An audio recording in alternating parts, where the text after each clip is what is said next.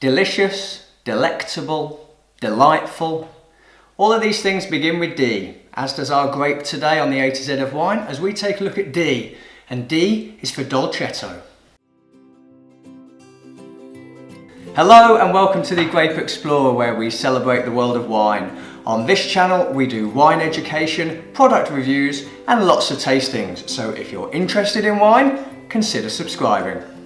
So like I say, D is for Dolcetto, and Dolcetto comes from the Piedmont region in Italy, which is in the northwest of the country.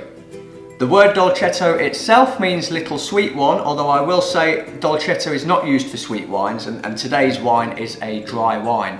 Dolcetto wines can be characterised as moderately tannic, with a fruit-forward flavour and low to medium acidity.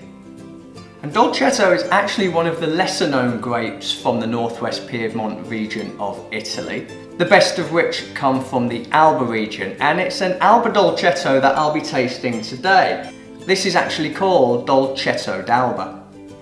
So we're going to go through a full tasting with this particular wine today. Starting off, this is a 2016, and on the appearance this wine is actually a deep purple, which does signify that it is a young wine. So aroma intensity is around medium. We'll give it a swirl. Wow, real mix of flavours coming through on this one. From a primary fruit perspective, this is a lot of very dark cherry is what I'm getting with this one. Dark plum, dark cherry. And from a secondary aroma perspective, I'm actually getting some sweet spice, so things like cinnamon, nutmeg, vanilla, which suggests that this particular wine has spent some time in oak. And some of the other flavours coming through on the aroma are that of licorice, which I'm a big fan of licorice. But it certainly has that sweet smell of spice, which is really great. So, taste.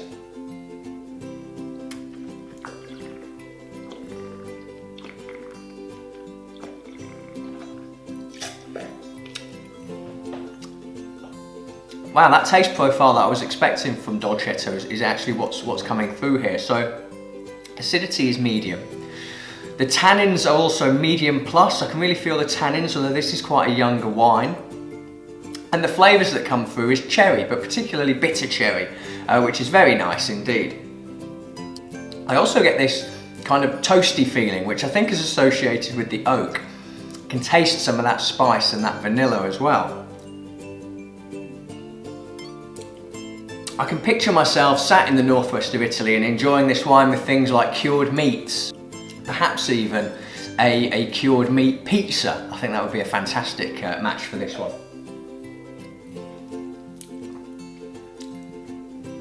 It's medium bodied, it's got a medium plus finish, and overall I would say it's nicely in balance.